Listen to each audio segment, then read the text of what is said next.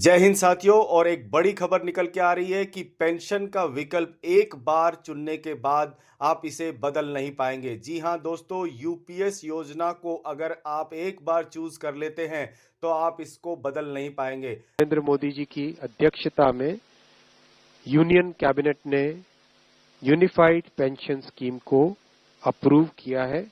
नमस्कार दोस्तों, स्वागत है आपका हमारे चैनल पे। और आज हम बात करने वाले हैं केंद्रीय कर्मचारियों के लिए लाई गई नई पेंशन योजना, एकीकृत पेंशन योजना के बारे में। दोस्तों, पीएफआरडीए ने हाल ही में इसकी शर्तें क्या रहेंगी उनको जारी किया है। और इसमें एक बड़ी बात निकल के आ रही है कि अगर एक बार आप यूपीएस को अपना लेते हैं तो आप फिर इसमें भविष्य में फेरबदल नहीं कर पाएंगे। जी हां दोस्तों, पूरी जानकारी के लिए वीडियो में अंत तक बने रहें। हम आपको बताएंगे कि यूपीएस योजना क्या है, कैसे इसका विकल्प का चुनाव करना है, क्या क्या आपको फॉर्मेलिटी लगेंगी और कौन कौन इसके लिए एलिजिबल होने वाले हैं। चलिए दोस्तों, स्टेप बाय स्टेप समझते हैं बिना किसी देरी के। सबसे पहले ये जान लेते हैं कि यूपीएस योजना क्या है। What is UPS scheme.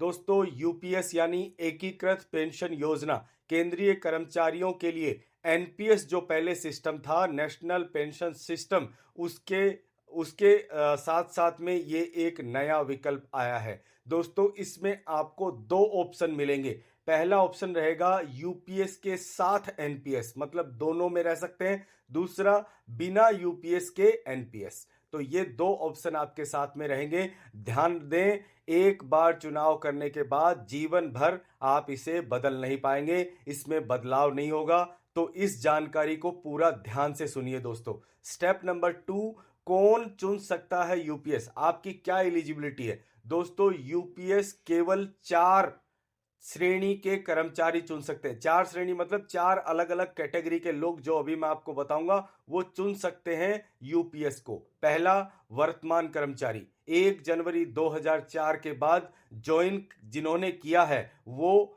और जिन्होंने पहले एनपीएस चूज किया था वो अभी यूपीएस चूज कर सकते हैं। इसके लिए आपको फॉर्म A2 भरना होगा।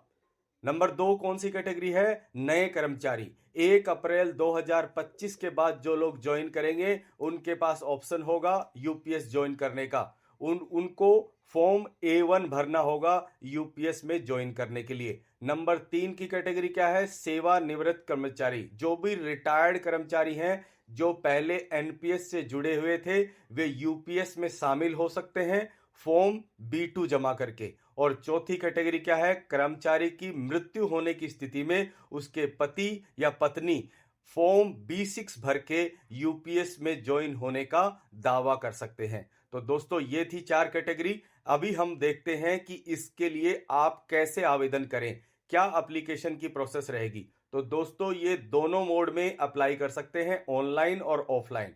ऑनलाइन अप्लाई करने के लिए आपकी वेबसाइट है www.npscra.nsdl.co.in। इसके ऊपर जाके आप एनपीएस का जो फॉर्म है, आपकी कैटेगरी के हिसाब से जो फॉर्म है उसको आप भर सकते हैं।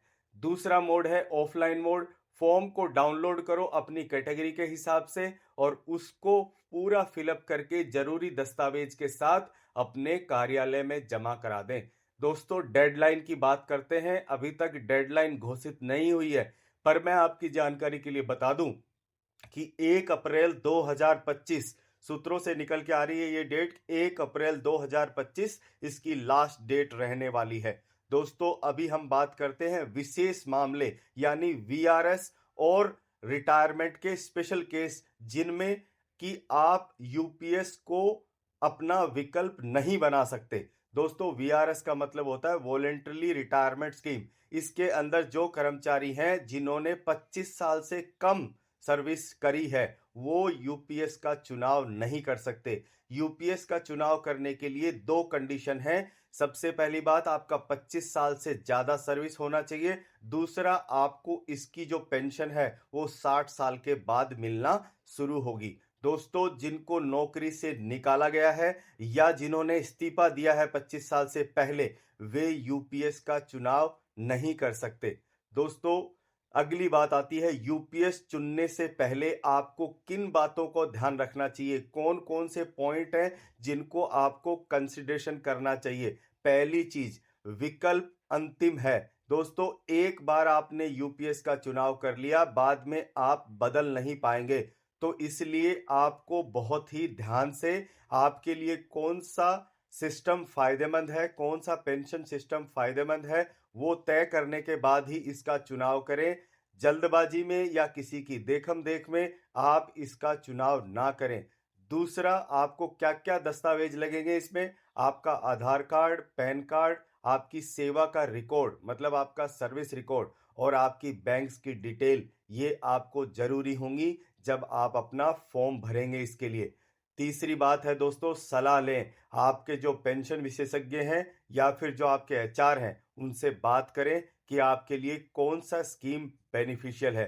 दोस्तों, आपकी जानकारी के लिए बता दूं कि रोजगार पत्रिका पे हम जल्दी ही इसकी एक एनालिसिस, जो कि यूपीएस और एनपीएस में कौन सा ज्यादा फायदेमंद है, कैटेगरी वाइज हम एक डिटेल्ड वीडियो अपलोड करने वाले हैं। तो आप चैनल को सब्सक्राइब करके रखें ताकि आप उस एनालिसिस को अच्छे से और सबसे पहले समझ पाएं। तो दोस्तों, यूपीएस का चुनाव एक लाइफ टाइम डिसीजन है। गहराई से सोचें, सारे नियम पढ़ें और उसके बाद समझदारी से चुनाव करें। अगर दोस्तों आपको ये वीडियो पसंद आया तो लाइक करें और अपने दोस्तों के साथ शेयर करें जो अभी यूपीएस का चुनाव करने वाले हैं। दोस्तों, चैनल को सब्सक्राइब जरूर करें ताकि आपको जो भी लेटेस्ट अपडेट है यूपीएस एनपीएस के बारे में वो सबसे पहले मिल पाए। फिर मिलेंगे एक नए विषय के साथ। तब तक के लिए जय हिंद, जय भारत। दोस्तों, ध्यान रहे, सही पेंशन प्लान यानी सुरक्षित भविष्य सोच समझ के चुनाव करें। जय हिंद।